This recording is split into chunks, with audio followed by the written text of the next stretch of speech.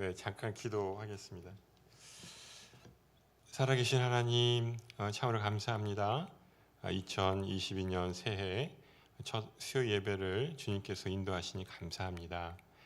이 시간 말씀을 증거할 때에 하나님 이것이 자랑이 되지 않게 하시고 또 겸손한 마음으로 오직 하나님께만 영광 돌리게 하여 주시옵소서. 하나님의 그 인도하심과 또 역사하심을 우리가 오늘 말씀을 통해서 우리가 경험하기를 원합니다. 그리고 또 하나님을 만나는 귀하고 복된 시간 되게 도와주시옵소서. 감사드리며 예수님의 이름으로 기도합니다. 아멘. 네, 반갑습니다. 이제 새해 또 첫 수요 예배인데요. 또 제가 이렇게 또 강단위에 서서 또 얼마나 또 영광이고 또 감사한지 모르겠습니다. 저는 이제 동누리 공동체를 섬기고 있는 송석훈 목사입니다. 오늘 말씀은 제 이제 개인적인 삶을 통해서 하나님께서 어떻게 인도하시고 역사하셨나를 우리가 같이 또 경험하는 그런 시간이 됐으면 좋겠습니다. 오늘 우리가 읽은 이 말씀은 이제 사도 바울이 고백한 말씀입니다. 나의 나됨이 오직 하나님의 은혜로 된 것이다. 우리가 성경을 읽으면서 사도 바울이 어떻게 변화됐는지 잘 아실 겁니다. 그런데 2000년 전에 이 사도 바울을 통해서 고백했던 이 말씀이 놀랍게도 저에게도 같이 또 공감하고 또 고백하는 그런 말씀이 되었다고 하는 것에 대해서 제가 다시 한번 또 감사를 드리지 않을 수가 없습니다. 또 제 인생의 여정을 이렇게 돌아보면 정말 모든 것이 다 하나님의 은혜였다 이런 생각을 갖습니다. 특히 또 양지 온누리교회 이렇게 오게 돼서 제가 이렇게 강단위에 서서 이렇게 여러분 앞에서 말씀을 전하게 된 것을 생각하면 제가 막 깜짝 놀래요. 내가 왜 여기 있지? 이렇게 깜짝 놀래는 때가 여러 번 있는데요. 오늘 같이 하나님의 인도하심과 또 전적인 은혜를 같이 나눴으면 좋겠습니다. 네, 우리 자막을 제가 부탁을 드렸는데 사도행전 16장 31절 말씀인데요. 주 예수를 믿으라 그리하면 너와 내 집이 구원을 얻으리라. 너무나 잘 아시는 말씀이죠. 사실 이 말씀은 구원은 개인적이고 또 개별적이라고 말씀드릴 수가 있어요. 아무리 부모님이 신앙이 좋다 할지라도 그 자식된 입장에서 신앙이 없으면 구원받을 수가 없죠. 구원은 철저하게 개인적입니다. 그래도 사도 바울이 이렇게 주 예수를 믿으라 그리하면 너와 내 집이 구원을 얻으리라 이렇게 말씀한 것은 그 한 사람이 예수를 믿음으로 인해서 온 가정이 또 온 집안이 이렇게 예수를 믿게 되는 그런 놀라운 그런 경험들을 우리가 하게 되는 것이죠. 저에게도 그러한 고백을 할 수가 있습니다. 사실 제가 예수를 믿지 않는 그런 집안에서 태어났고 그렇게 생활을 하고 그렇게 자랐습니다. 제가 사실은 어렸을 때 저희 주변에 예수 믿는 사람이 하나도 없었어요. 그 유교 집안이었고 또 불교를 숭상했고 또 저희 친할머님은 아주 그 굉장히 열성적으로 이렇게 제사를 지내시는 분이라서 지금 어렸을 때 기억은 1년에도 이제 몇 번씩 이렇게 집에서 제사를 지내던 기억이 있었습니다. 그러니까 전혀 예수를 믿지 않은 그런 집안이었는데 어느 날 하나님께서 저희 어머님을 통해서 이 선물을 주셨습니다. 바로 구원의 문을 열어주신 것이죠. 사실 어머님은 이제 고향에서 이제 어렸을 때 이렇게 이제 주일학교를 하면서 그때 이제 교회를 이제 다니셨습니다. 그리고 이제 결혼을 하고 또 믿지 않는 집안에 오시는 바람에 이제 신앙이 단절이 됐죠. 그런 이제 경험들이 많지 않습니까? 이제 처녀 때는 열심히 믿었지만 결혼했는데 배우자가 예수를 믿지 않고 또 그 집안이 기독교 집안이 아니면 그냥 쉽게 그렇게 또 이 기독교와 또 단절이 되는 것이죠. 저희 어머님도 이제 그렇게 이제 기독교와는 단절이 됐었습니다. 그러다가 제가 이제 중학교 때 이제 예수를 믿게 됐습니다. 대부분 그 예수를 믿게 되는 동기는 편안하면 그런 예수를 믿지 않지 않습니까? 저희 집안도 마찬가지로 집안 형편이 많이 어려워지고 또 어머님이 또 질병으로 이제 고통을 당하시다가 이제 결국 이제 지푸라기라도 이제 짚는 그런 심정으로 그렇게 예수를 믿게 됐습니다. 근데 그 예수를 믿게 된 때서부터 이 고난과 이제 핍박이 시작이 되었습니다. 저희 아버님이 아주 극렬하게 반대를 하셨습니다. 아버님의 지론은 집안에서 한 집안에서 두 개의 종교가 있으면 그 집안 망한다. 이런 이제 속설을 믿고 계셨습니다. 그러니까 전통적으로 그렇게 유교를 믿고 또 불교를 믿었던 집안이 예수를 믿는다고 하니까 아버님 입장에서는 이 집안 망한다고 생각을 하신 것이죠. 그래서 그때서부터 이제 어머님의 그 고난과 핍박이 시작이 됐습니다. 그렇지만 또 하나님이 은혜 주셔서 또 그렇게 고난과 핍박이 옴에도 불구하고 열심히 교회를 다니셨어요. 포기하셨다고 그러면 제가 이 자리에 쓸 수가 없었는데 그렇게 해서 하여튼 교회만 갔다 오시면 그날은 3차 대전입니다.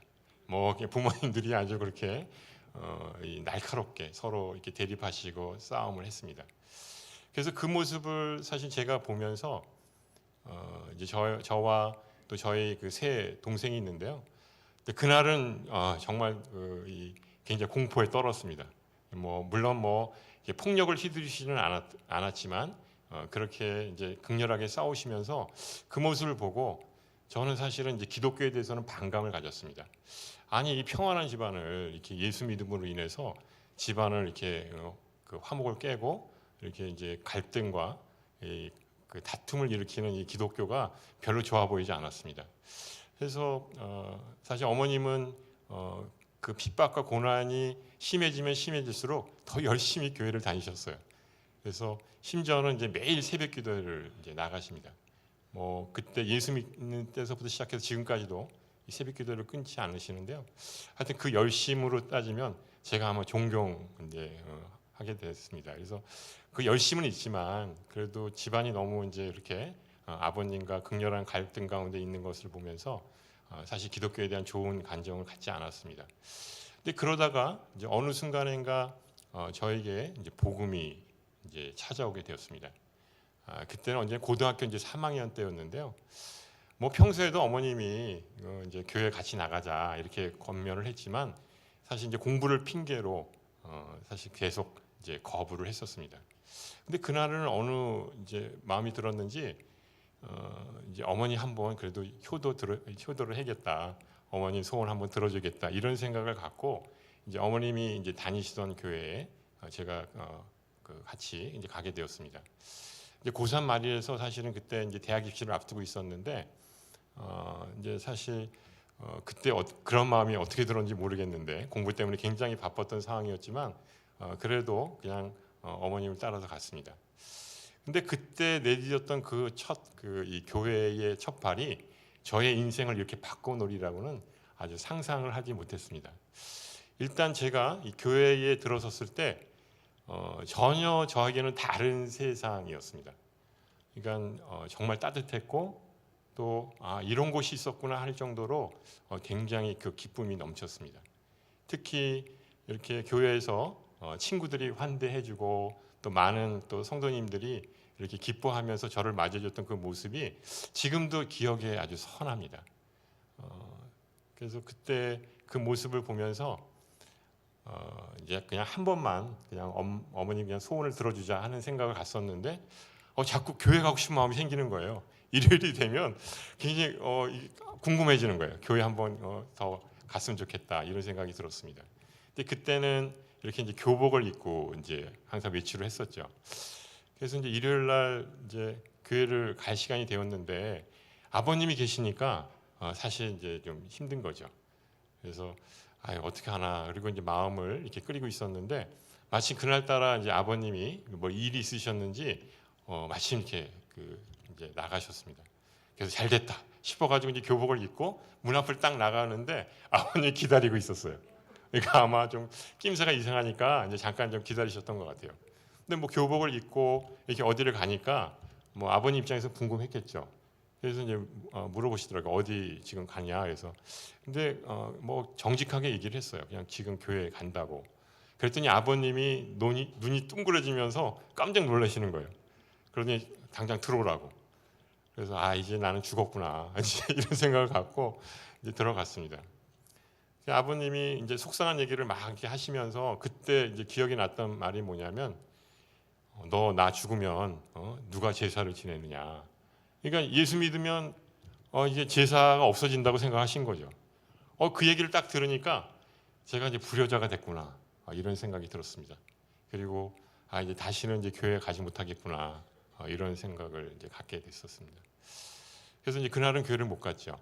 그리고 나서 이제 참 좋았는데 그래도 아쉽다 이런 생각을 갖고 있었습니다. 근데 어느 날 어머니가 저한테 오셔서 얘기를 하는 거예요. 아버님이 사실 네가 교회 나가는 거 일단 반대하지 않겠다. 너만은 허락하겠다. 이렇게 또 얘기를 하셨다는 거예요. 그래서 근데 그 얘기를 듣고 되게 감사했고 그래서 이제 교회를 나가게 됐습니다. 물론 뭐 어머님은 뭐 고난과 핍박이 계속됐죠. 제가 생각하기에는 거의 한 25년 이상 됐던 것 같아요. 네, 그렇게 아주 아버님이 이렇게 완악하시고 또 완고하셔서 어머님은 계속 그렇게 이제 고난을 이제 받으셨던 것을 이제 지금도 기억을 합니다. 그렇지만 결국 뭐 나중에 아버님도 결국 이제 교회를 나가시게 되고 또 세례를 받으시고 또 이렇게 구원을 받으셔서 정말 재작년에 돌아가셨는데요. 잘 이렇게 장례를 교회 식구들이 오셔서 너무나 아름답게 이렇게 천국 잔치를 해서 환송을 해서 보내드렸습니다. 사실 그 저한테는 이 교회에 처음 나갔을 때 어떤 뭐 믿음이 있어서 나간 건 아니에요. 뭐 물론 뭐 다 경험하시겠죠. 처음부터 어떤 믿음이 딱 생기지는 않습니까? 그래서 다만 이제 교회에 갔더니 친구들이 참 따뜻하게 대해주고 또 제가 이제 고등학교 3학년 때 갔기 때문에 이제 본격적인 신앙생활은 이제 대학 청년부 때 했었죠. 그래서 이제 대학 청년부 때 열심히 이제 신앙생활을 했었습니다. 그래서 이제 보통 이제 교사, 뭐 이제 성가대, 이제 전통적인 교회에서는 보통 이제 그걸 봉사라고 얘기를 하지 않습니까? 그러니까 너무나 행복했습니다. 그래서 뭐 일요일 날 이제 보통 이제 성가대 이제 아침에 7시 예배를 섬겼어요. 그래서 그러려면 6시에는 가야 되고 또 그래서 이제 또 찬양 연습을 해야 되고 근데 전혀 힘들질 않았습니다. 굉장히 꼭두새벽서부터 밤늦게까지 이렇게 교회에서 생활을 하는 것이 얼마나 또 행복하고 또 즐거웠는지 모릅니다. 그래서 이제 거기서 저희 이제 아내를 만났어요. 청년부 활동을 하면서 서로 이제 처음에는 임원도 하고 또 친구로 지내다가 눈이 맞아서 결국은 이제 결혼을 하게 됐습니다.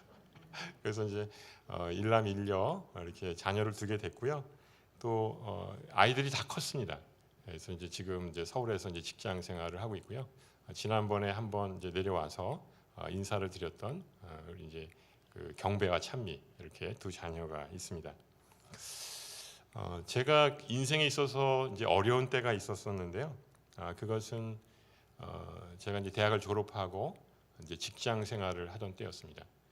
제가 이제 전공은 이제 건축을 했습니다. 그래서 이제 건축 관련으로 사실은 제가 직장을 잡아야 되는데 이제 전공과 다른 그런 직장을 이제 다니게 되었습니다. 이제 안산에 그 직장이 있었습니다. 큰 회사는 아니었고요. 그렇지만 굉장히 이제 전도 유명한 이제 그런 회사였습니다. 근데 이제 서울에서 이제 안산까지 출퇴근을 하려고 그러니까 굉장히 힘들더라고요. 뭐 처음 며칠은 그냥 좀 다녔었는데 육체적으로도 굉장히 힘들고 그런 어려운 그런 이제 직장 생활이었습니다. 근데 그걸 이제 보시고 저희 회사의 이제 전무님이 이제 제안을 하셨습니다. 같이 카풀을 하자. 그분은 이제 집이 압구정동이었는데 이제 제가 이제 거기까지만 가면 같이 이제 출퇴근을 같이 하자고 이렇게 제안을 했습니다. 너무나 고마웠죠.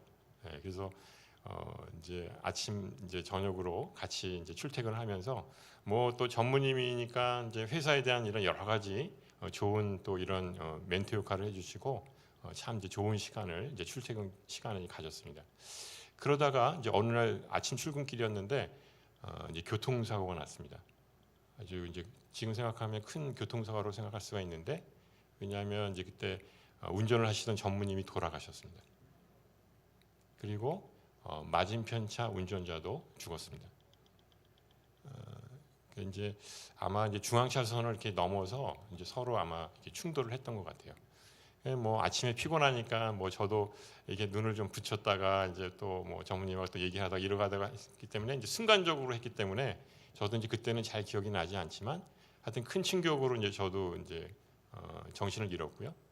그래서 이제 일어나 보니까 이제 깨 보니까는 이제 사람들이 막 웅성웅성하면서 이제 와서 이제 저를 이렇게 이제 끄집어냈습니다. 그 이제 병원으로 이제 이송을 이제 해서 이제 나중에 이제 전무님이 돌아가셨다는 얘기를 들었습니다. 근데 몸이 다른 데는 다 이상이 없고요. 왼쪽 팔만 딱 골절이 됐어요. 그러니까 그때 다행히 제가 이제 안전벨트를 이제 메고 있었는데 그 이제 충격이 이제 왼쪽에만 이제 왔던 것 같아요. 그래서 보통 뭐 교통사고 나면 이제 조수석에 있는 분이 이제 더 크게 사고를 당하는데 아마 이제 순간적인 그런 충돌이었기 때문에 제가 이제 왼쪽에만 좀 충격이 왔던 것 같고요. 그래서 거의 이제 한 달 동안을 이제 병원에서 이제 지내면서 이제 회사를 이제 출근하지 못했습니다. 그 이제 다 이제 몸이 좀 회복이 되고 나서 다시 이제 회사로 복귀를 하게 되었는데 이 회사가 완전히 다 바뀌었습니다. 그 전무님이 돌아가시고 하니까 회사 조직이 다 바뀌어 버렸고요. 또 제가 이제 원래 했던 그 보직을 이제 사실은 하지를 못하고 다른 보직을 이제 얻게 됐습니다. 그리고 나서 적응하기가 너무 힘들더라고요. 너무나 고통스러웠고 또 이렇게 여러 가지 어떤 심리적인 그런 이제 어려움도 있었고 그래서 결국은 이제 회사를 이제 그만두게 되었습니다. 그때 기분은 마치 사회에서 낙오자가 된 기분이었습니다. 졸업했을 때 직장을 또 이제 갈 때는 정말 자신만만하고 세상을 이렇게 마치 움켜쥐는 같은 그런 이 자신감을 갖고 있었는데 그렇게 한번 이제 어려움을 겪게 되니까 이 사회의 그 낙오자가 됐다는 그런 기분이 들었고요. 근 1년 동안을 아마 그때 방황을 했던 것 같습니다. 그래서 인생에 있어서는 가장 춥고 그런 이제 어려운 시절들을 이제 보냈습니다. 물론 뭐 열심히 청년부 활동을 했습니다. 그때 이제 청년이었기 때문에 열심히 청년 이제 활동을 했습니다. 그런데 그때 제 신앙은 이 어떤 성숙한 신앙이 아니라 이렇게 보면 열심이었던 것 같아요. 그냥 이제 어떤 교제나 어떤 관계 가운데에서 기쁨을 누렸던 것이고 이게 이제 제대로 이제 신앙이 바로 서지 않았던 것 같습니다. 그래서 나름대로 신앙이 괜찮았다고 생각이 들었는데 이 일로 인해서 마치 나는 빈 껍데기와 같다라는 생각을 그때 갖게 되었습니다. 그래서 인생에 있어서 이 가장 어려운 때였지만 또 이 기간을 통해서 하나님은 이 절망의 끝에서 저에게 또 다시 한번 이 회복의 은혜를 주셨습니다. 그러니까 이제 교회를 이렇게 교회에서 이제 친구처럼 이제 같이 지냈던 아내가 그때 이제 제가 어려움을 알고 그렇게 도와주었습니다. 굉장히 많은 위로를 해주었고요. 그때 그 격려를 얻어서 제가 이제 다시 회복이 되었습니다. 또 저한테 결혼하자고 프로포즈를 했습니다. 보통은 좀 부끄러운 얘기지만 이제 남자들이 보통 이제 프로포즈를 하는데 그때는 제가 결혼을 할 수 있는 처지가 아니었어요. 뭐 사남매의 제가 장남이었고 또 이제 집안도 어려웠기 때문에 일단 이제 우리 동생들을 다 이제 좀 십장가를 보내고 이제 나중에 가야겠다 이런 생각을 갖고 있었고요. 그래서 이제 좀 늦게 결혼을 하겠다는 생각을 갖고 있었는데 그때 이제 아내가 먼저 이제 프로포즈를 했습니다. 그래서 지금도 생각하면 너무나 이제 고맙습니다. 그때 아마 제가 결혼하지 못했다면 내가 어떻게 됐을까 이런 생각을 또 갖게 됩니다. 그래서 이제 그 이후로 이제 하나하나 이렇게 완전히 밑바닥이었었는데 하나하나 이렇게 회복이 되었습니다. 그래서 뭐 직장도 다시 이제 나가게 되고 또 가정도 이렇게 갖게 되니까 또 이제 안정이 되고 그래서 모든 것이 이제 하나하나씩 다 이렇게 새롭게 맞춰지게 되는 것을 보게 되었습니다. 그래서 이제 그때를 생각하면 어려운 일이 있을 때마다 이런 일이 있었지 다시 분발하게 되고 또 그렇게 하면서 하나님의 인도하심을 또 이제 구하게 되고 또 그렇게 함으로 인해서 제가 다시 이렇게 그 연단을 통해서 이제 성숙하게 되는 그런 시간이 되었던 것 같습니다. 이렇게 행복하게 이제 결혼 생활을 하고 또 모든 것이 안정을 찾고 이렇게 지내면서 이제 무언가 영적인 그런 이제 이 갈급함이 생겼던 것 같습니다. 그래서 그 일상으로 채우지 못한 그런 갈급함이 있었고요. 그래서 하나님께 뭔가 영광 돌릴 수 있는 기뻐하시는 일이 뭔가 있을 텐데 그게 뭘까라고 하는 그런 이제 막연한 아쉬움과 간절함이 있었습니다. 그때 이 아쉬움과 그래도 간절함을 채워줄 수 있었던 것이 바로 이 온누리 교회였습니다. 2001년도 지금 이제 기억하면 이제 아버지 학교였습니다. 그래서 그때는 이제 제가 이제 다른 교회를 다니고 있었었는데 온누리 교회에서 이제 모든 이제 그런 여러 가지 사역들이 프로그램들이 오픈이 돼서 다른 교회에서도 굉장히 많이 신청을 했었습니다. 그래서 이제 온누리 교회에서 했던 아버지 학교에 그때 이제 참석을 하게 되고요.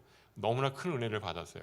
이 전통적인 교회에서는 이제 그런 아버지 학교 같은 프로그램이 없었는데 온누리 교회에 이제 그게 있음으로 인해서 정말 이 가정의 소중함, 아버지가 무엇인가라고 하는 것들을 이렇게 다시 깨닫게 됐고 또 제일 이제 그 감사했던 것은 뭐냐면 사실 이제 그 아버지에 대한 용서하지 못함이 있었어요. 굉장히 큰 분노가 있었고 이제 그 아버지와의 이제 관계도 좋지 않았었는데 그 아버지 학교를 통해서 제가 처음으로 아버님한테 편지를 썼어요. 그 편지를 쓰는 그런 숙제가 있거든요. 정말 이게 죽기보다 싫더라고요. 근데 그날 이제 이렇게 편지를 쓰면서 아버님의 그런 모습을 보면서 내가 이제 용서해야겠다. 그리고 아버님을 용납해야겠다는 그런 생각을 갖게 되었습니다. 그래서 참 이제 그 아버지 학교가 굉장히 좋았고요. 또 이제 그 이후에는 그 예수 제자학교라고 하는 이제 JDS 이제 훈련을 받게 되었습니다. 그래서 그때 이제 학생으로 이제 1년을 섬기게 되고 또 이제 간사로 또 이렇게 섬기게 돼서 2년 동안 이제 훈련을 받았습니다. 근데 그때 이제 훈련을 받아서 생겼던 소망이 뭐냐면 아내랑 같이 이 선교사로 부르심을 받으면 좋겠다. 지금 이렇게 훈련을 받고 나중에 이제 때가 되면 하나님께 정말 영광 돌리는 그런 이제 선교사로서의 삶을 살면 좋겠다. 그때 이제 그런 생각을 가졌던 것 같습니다. 그렇지만 이제 뭐 다시 이제 일상으로 돌아왔고요. 또 이렇게 평범하게 이제 신앙생활을 했었습니다. 근데 몇 년 후에 하나님께서 저를 이제 부르셨습니다. 그런 그 갈급함이 다시 생겼고 이번에는 정말 응답을 받든지 어떻게 결판을 내겠다 이런 생각을 갖고 이제 일주일 동안 금식을 하면서 기도를 했습니다. 근데 뭐 이제 며칠간은 뭐 전혀 어떤 이제 그런 반응이 없었는데 이제 마지막 날 하나님께서 은혜를 주셨습니다. 그래서 그때 이제 이거는 내가 죽어도 해야 되겠구나. 그리고 내가 늦은 나이지만 이거는 내가 해야 될 일이다. 그런 이제 사명을 이제 그때 갖게 되고요. 그렇게 해서 이제 은혜를 받고 내려왔죠. 그런데 이제 며칠이 지나니까 신기하게도 그런 그때 그 간절함과 절실함 이게 싹 사라지더라고요. 아유 뭐 내가 뭐 이러면서 다시 옛날로 돌아가는 그런 느낌을 받았습니다.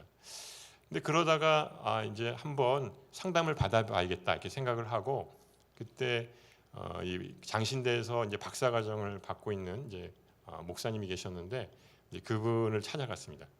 그래서 이제 상담을 했는데 저는 이제 안 되는 이유들을 자꾸 대면서 이야기를 했어요. 그래서 아무래도 힘들죠. 뭐 이렇게 하면서 얘기를 했는데 그 목사님이 제 얘기를 다 들어보시고 저를 이제 서점으로 데려가셨습니다. 그러면서 그 신대원 입시 문제를 사주시면서 한번 열심히 해보라고 이렇게 하시는 거예요. 그래서 이제 결국은 이제 그때서부터 이제 준비를 하게 됐는데, 근데 신기하게도 전혀 뭐 어떻게 그 신학교에 들어가는지 전혀 모르고 아무 준비도 되지 않았었는데 발을 내딛는 순간에 그때서부터 정신없이 저를 이제 인도하시는 것을 그때 경험을 했고요. 그렇게 해서 1년 6개월을 이제 준비하면서 그 장신대 신대원을 들어갔습니다. 사실 49에 이제 제가 이제 들어갔더라고요. 졸업을 하니까 53세입니다. 남들은 이제 은퇴할 나이인데 저는 이제 그때 이제 신대원에 들어가서 이제 공부를 하게 됐습니다. 그러니까 참 제가 이제 거기서 이제 재미있는 에피소드가 뭐냐면 이제 경건학기라고 그래서 이제 신대원에 들어가면 이제 6개월 동안 이제 이 그 기숙사에서 이제 한 방에 이제 4명씩 같이 이렇게 지내게 됩니다. 근데 보니까는 다 송씨예요. 일부러 이제 가나다 순을 해가지고 다 이제 이렇게 했는데 저희 방에는 4명이 다 송씨인 거예요. 그래서 너무 반갑다. 그래서 이제 얘기를 했는데 문제는 이제 호칭이 문제였습니다. 그 송준사님, 저희가 어떻게 불러야 될까요? 아버지라고 불러야 되나요? 아니면 아저씨라고 불러야 되나요? 형님이라고 불러야 되나요? 이건 이제 다 아들뻘들 돼 있거든요. 한 20년씩 다 연하니까. 그래서 그냥 형님이라고 부르라고 이렇게 해서 그 아주 쉼없 없이 이렇게 지냈었고요. 그래서 아주 뭐 너무나 좋은 행복한 시간들을 가졌습니다.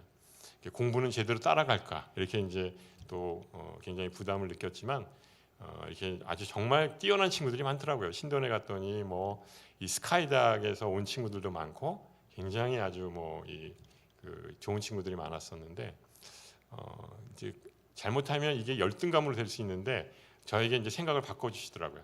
그 친구들과 같이 누리자. 그 좋은 친구들이 있고 또 그렇게 열심히 공부하는 친구들이 있으면 그 친구들하고 친하게 지내서 내가 도움을 받자. 이런 생각을 가졌습니다.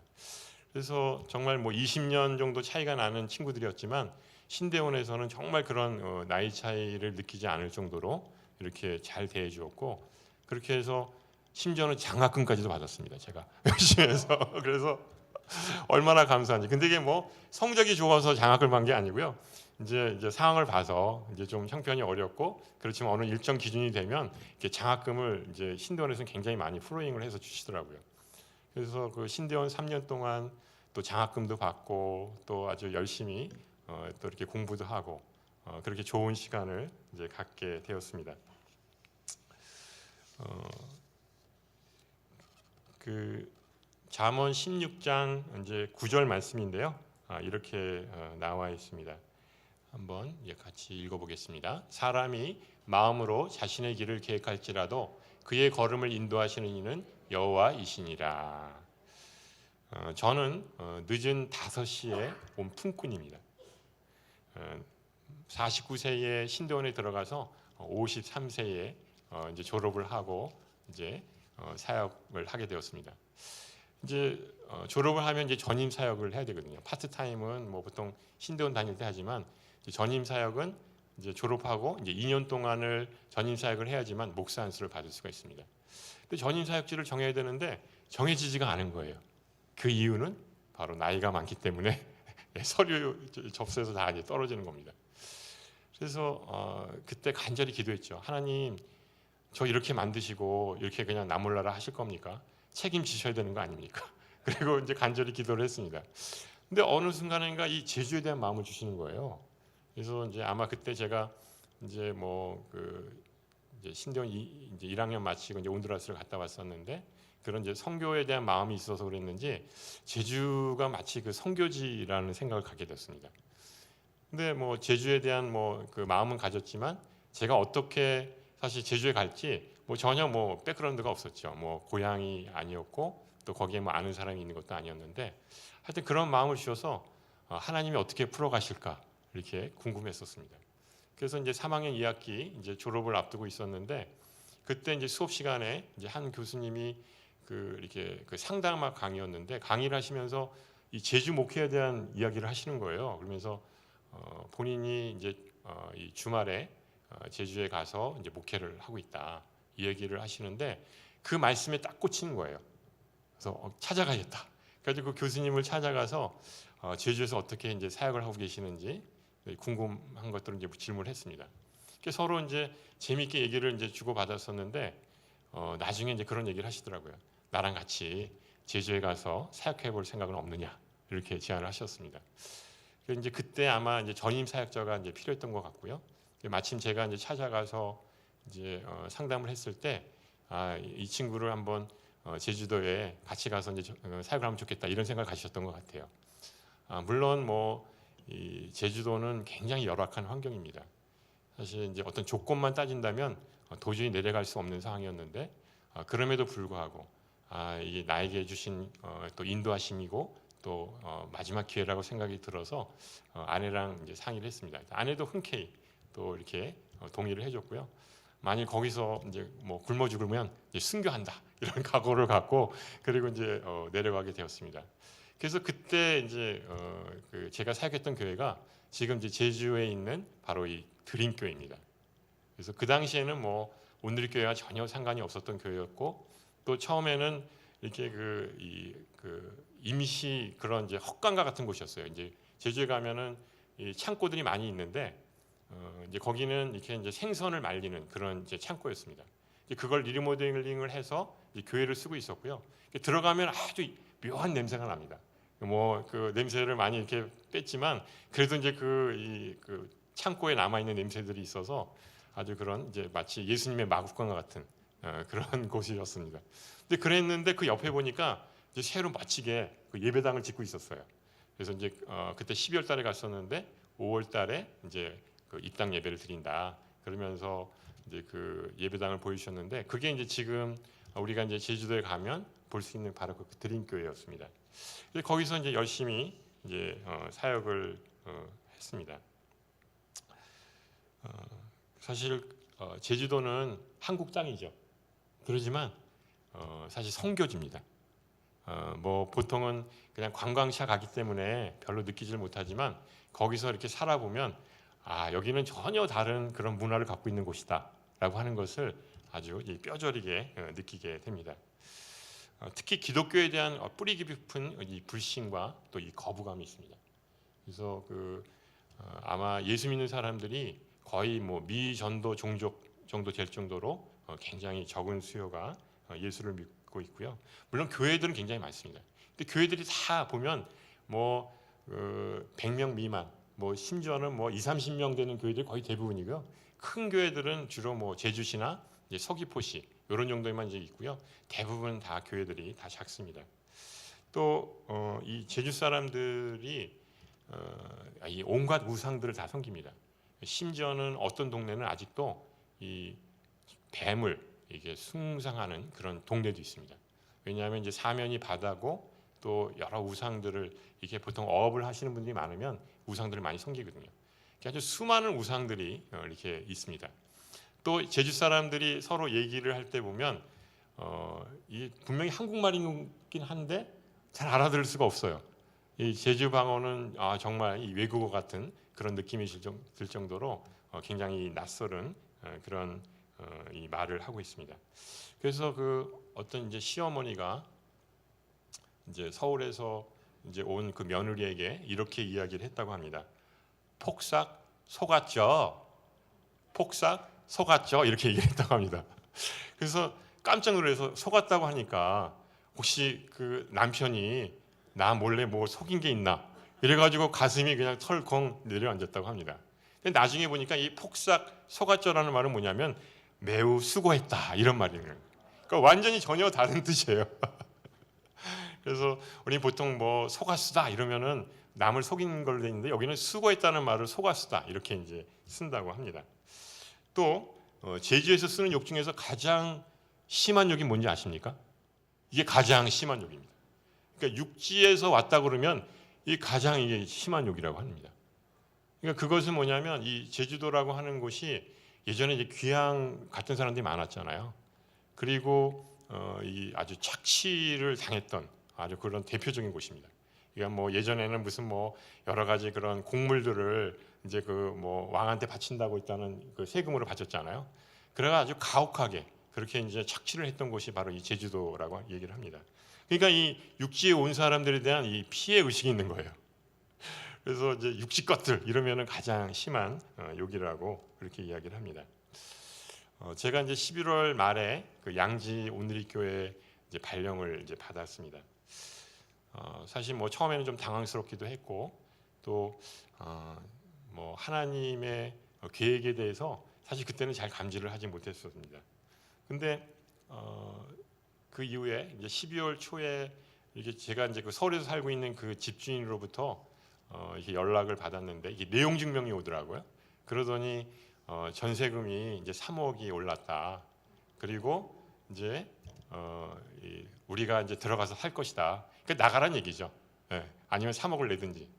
그래서 이제 그 내용 증명을 딱 받고 하나님이 나를 이곳 양지로 인도하신 이유가 있구나. 이렇게 그때 생각을 이제 알게 되었습니다. 그래서 이제 여기 와서 뭐 제가 지금 한 달도 안 됐는데 집을 얻었어요. 우리 집사님하고 또 권사님이 저를 불쌍히 여기셔서 이렇게 수소문해가지고 집을 얻으셨는데 이제 그래서 이제 2월 한 이제 11일 정도면 이제 이사를 이제 올 예정입니다. 너무나 좋은 집을 또 하나님께서 허락해 주셔서 서울에서는 도저히 살 수 없는 그런 집을 이제 구해 주셨습니다. 그래서 사실 이제 2월 10일을 사실은 이제 그 계약을 하려고 했거든요. 그랬더니 보니까 그날이 이 손이 없는 날인가요? 손이 있는 날인가? 하여튼 이 날은 하여튼 이사하면은 이 이사 비용이 엄청 많이 든다는 거예요. 그래서 그렇게 되면은 뭐 우리는 그런 거 개의치 않으니까 그래서 그냥 2월 11일로 이렇게 이제 계약을 잡았습니다. 근데 이 제주에도 보면 아주 그 굉장히 재미있는 그런 이사 그 풍습이 있습니다.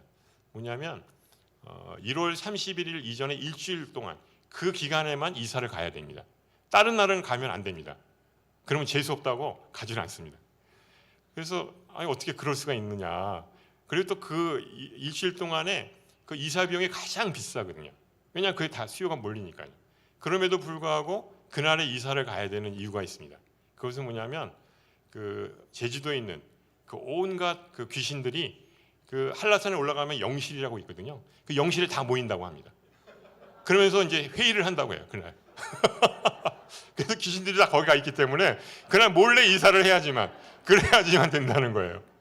그 얘기를 듣고 너무 우습다. 이게 어떻게 그럴 수 있느냐. 그러니까 이제 제주 사람들이 갖고 있는 그런 이제 풍속이라고 하는 것이죠. 그래서 꼭 그 기간에만 이제 이사를 이제 하게 됩니다. 또 그 재미있는 건 장례식이에요.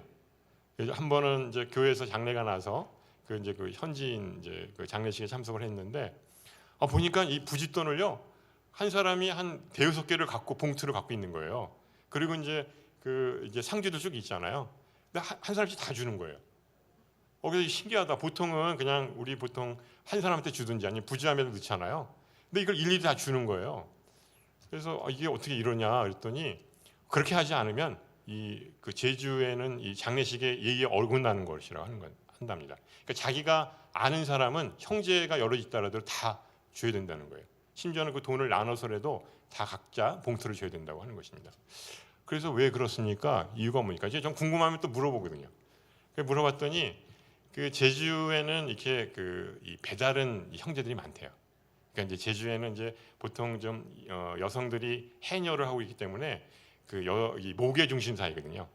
그러니까 이제 이 배다른 이제 그 형제들이 굉장히 많고 이제 그렇기 때문에 많이 이제 부짓돈을 이제 한 곳에만 주면 나중에 싸운다고 합니다. 그래서 그걸 방지하기 위해서 각자 이렇게 다 준다고 그렇게 얘기를 해요. 그리고 이제 장례식 때 보면 우리 보통 뭐 먹죠? 이 육개장이나 뭐 이런 거 먹잖아요. 근데 거기는 국수를 먹는 거예요.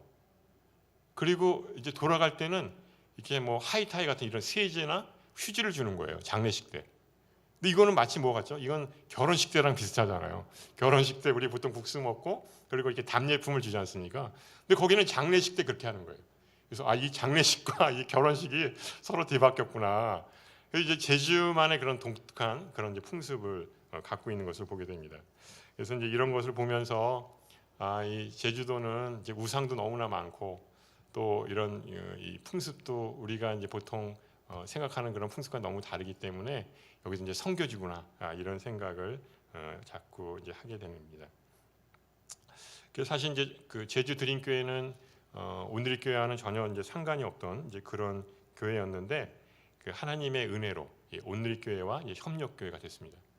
그리고 제가 그 제주에서 결국은 이제 오늘의 교회로 오게 된 이유도 바로 그렇습니다. 그래서 오늘의 교회 이제 목사님이 이제 거기 이제 담당 목사님은 내려가시고요. 그때 이제 저는 이제 전도사로 있었었는데 하나님의 은혜로 또 오늘의 교회에서 배려를 해주셔서 그러면 그 오늘 교회 서빙고에 가서 목사 안수도 받고 그리고 좀 사역을 좀 배우면 좋겠다 이렇게 배려를 해주셔서 그래서 이제 서빙고에서 한 5년 6개월 정도 이렇게 있었습니다. 그리고 이렇게 이제 양지로 이제 오게 되었습니다. 그러니까 이 여정들을 보면 정말 하나님의 은혜가 아니고서는 내가 어떻게 이 자리에 설 수 있을까 이런 생각을 이제 갖게 됩니다. 그래서 마치 그 사도 바울이 내게 능력 주시는 자 안에서 내가 모든 것을 할 수 있다라고 하면서 어떠한 처지에도 내가 일체의 비결을 배웠다. 내가 배부름에도 또 배고픔에도 또 궁핍해도 풍부해도 어떠한 상황에서도 내가 일체의 비결을 배웠다고 이렇게 사도 바울이 고백하는 것을 보게 됩니다.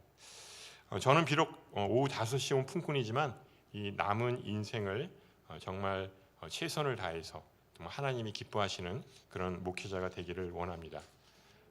녹슬기보다는 그냥 달아 없어지기를 원한다. 이런 멋있는 말이 있는데요. 그건 이제 그 존 낙스라고 하는 그런 훌륭한 이 신앙인이 했던 말씀입니다. 저도 마찬가지로 이 녹슬기보다는 그냥 달아 없어지기를 원합니다. 그래서 사도 바울이 이 사도행전 10장 24절에 보면 이렇게 고백을 하고 있습니다. 우리 같이 한번 읽어보겠습니다. 나의 달려갈 길과 주 예수께 받은 사명 곧 하나님의 은혜의 복음을 전하는 일을 마치려 하면은 나의 생명조차 조금도 귀한 것으로 여기지 아니하노라. 제가 양지에 온 지 이제 채 한 달이 되지 않았습니다. 12월 11일 날 왔으니까요. 한 20일 아마 조금 이제 넘은 것 같습니다. 근데 정말 굉장히 그 익숙하고 편한 거예요. 그러니까 오랫동안 마치 제가 이 양지 온누리교회에서 사역을 한 것처럼 그런 이제 편안함을 이렇게 느끼게 됩니다. 그래서 정말 하나님이 부르신 곳이 바로 이 양지구나 이런 생각을 또 갖게 됩니다. 그래서 앞으로 우리 양지 공동체 식구들하고 또 함께 또 이렇게 동역을 또 하게 되고 또 사역을 하게 되면서 얼마나 기쁜지 모르겠습니다. 다만 제가 한 달이 채 되지 않았지만 제가 이제 느꼈던 것은 뭐냐면 이렇게 그 사역을 하시고 계시는 많은 우리 성도님들이 많이 지쳐 있구나 이런 생각을 가졌습니다. 그래서 이제 처음에 이제 그 사역팀 팀장님들 또 이제 공동체 또 리더십들을 이렇게 만나서 얘기를 한 걸 보면 굉장히 많이 지쳐 계시는구나 이런 생각을 가졌습니다.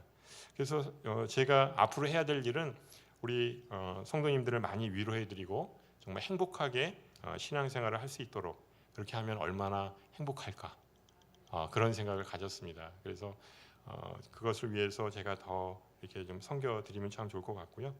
물론 우리가 이것은 알아야 합니다. 뭐냐면 정말 내가 가진 힘과 능력으로만 우리가 주님의 일을 한다 그러면 결국 지칠 수밖에 없습니다. 결국 번아웃 될 수밖에 없습니다. 하지만 주님이 주시는 그 영적인 능력과 그 힘을 가지고 우리가 주님의 일을 감당한다 그러면 하나님께서 지치지 않고 늘 새 힘을 주시거든요.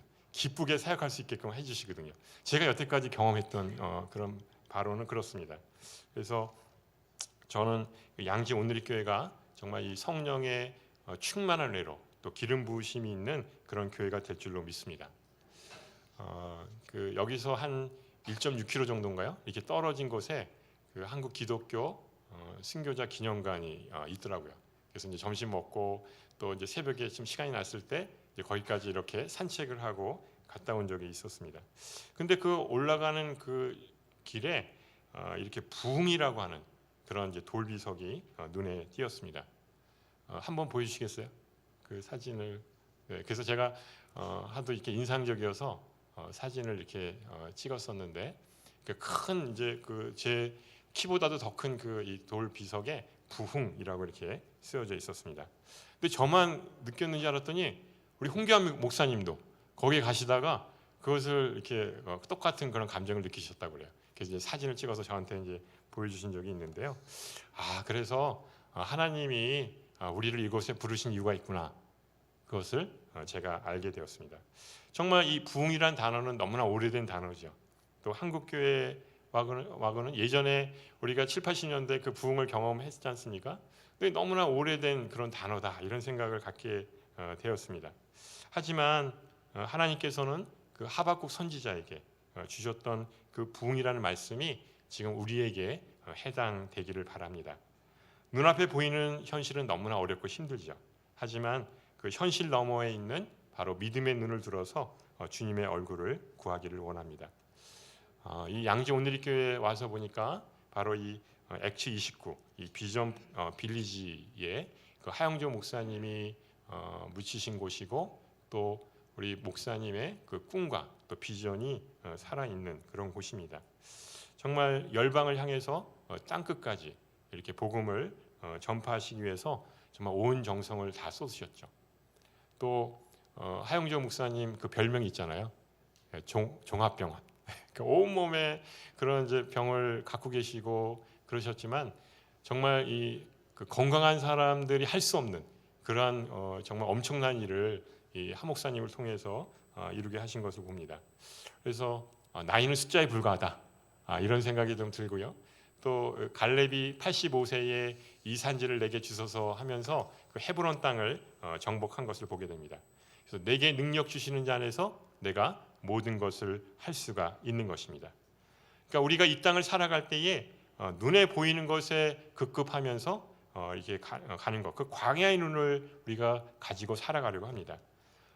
이 민수기에 보면 이스라엘 백성들이 이 출애굽을 해서 이 하나님이 약속하신 그 가나안 땅에 들어가지 못하고 이 광야에서 전부 죽어야만 했던 것, 그것은 광야의 눈을 가지고 살았기 때문입니다.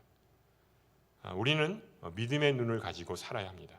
오직 하나님만을 의지하고 이 현실 너머에 있는 하나님만을 우리가 바라보면서 나아가야 합니다. 그래서 제 소망은 우리 양지 온누리교회 성도님들이 믿음의 눈으로 이 주님 부르심에 순종하면서 하나님이 기뻐하시는 그런 삶을 살아가시면서 승리하시기를 원합니다. 오직 하나님의 부르심에 순종하면서 성령 충만한 은혜로 하나님이 기뻐하시는 삶을 살아가시는 우리 모두가 될 수 있기를 주님의 이름으로 축원합니다. 이 시간 우리 같이 찬양하면서 기도했으면 좋겠습니다. 요새 우리가 많이 부르는 찬양인데요, 그 은혜라고 하는 찬양이죠. 그래서 우리 함께 같이 찬양하며 또 기도하며 나갔으면 좋겠습니다.